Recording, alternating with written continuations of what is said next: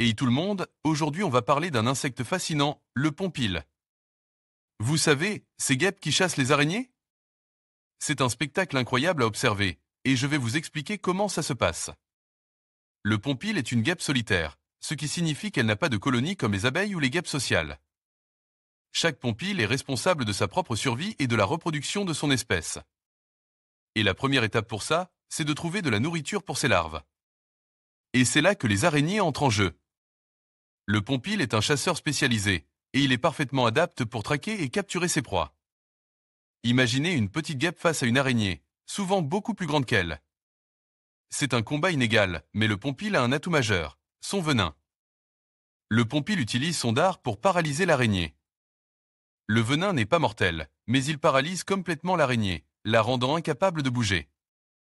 Une fois l'araignée paralysée, le pompile la traîne jusqu'à son nid, qui est souvent un trou dans le sol ou une crevasse dans un mur. Le pompile pond ensuite un œuf sur l'araignée paralysée. Lorsque la larve éclot, elle se nourrit de l'araignée vivante, mais paralysée, jusqu'à ce qu'elle soit prête à se transformer en adulte. C'est un cycle de vie fascinant, et il montre à quel point la nature est complexe et pleine de surprises. Et si vous avez la chance de voir un pompile en action, vous serez impressionné par sa vitesse et sa précision. C'est un véritable maître du camouflage et de la chasse, et il est toujours fascinant de le voir en action. Maintenant, vous vous demandez peut-être comment un pompile sait où trouver une araignée? Eh bien, il a un odorat très développé, et il peut sentir les phéromones que les araignées libèrent. C'est un peu comme un détecteur d'araignées intégré. Et pour finir, je voulais vous parler du son que le pompile émet.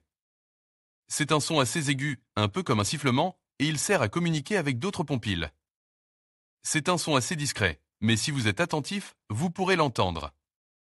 J'espère que cette vidéo vous a appris quelque chose de nouveau sur le pompile. C'est un insecte fascinant, et il y a encore beaucoup de choses à découvrir sur lui. N'hésitez pas à laisser un commentaire si vous avez des questions ou si vous avez déjà vu un pompile en action. Hey tout le monde, aujourd'hui on va parler des pompiles, ces guêpes fascinantes qui ont une relation particulière avec les araignées. Les pompiles sont des guêpes solitaires, ce qui signifie qu'elles ne vivent pas en colonie comme les abeilles ou les guêpes sociales. Chaque femelle pompile est responsable de la construction de son propre nid et de l'élevage de sa progéniture. Et c'est là que les araignées entrent en jeu.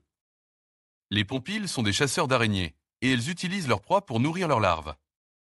Une femelle pompile va capturer une araignée, la paralyser avec son dard, et l'emmener dans son nid. Une fois l'araignée dans le nid, la femelle pompile pond un œuf sur son corps. Lorsque la larve éclot, elle se nourrit de l'araignée paralysée, qui reste vivante mais incapable de se défendre. Il existe de nombreuses variétés de pompiles, chacune spécialisée dans la chasse d'un type d'araignée. Certaines pompiles chassent les araignées sauteuses, d'autres les araignées loups, et d'autres encore les araignées crabes.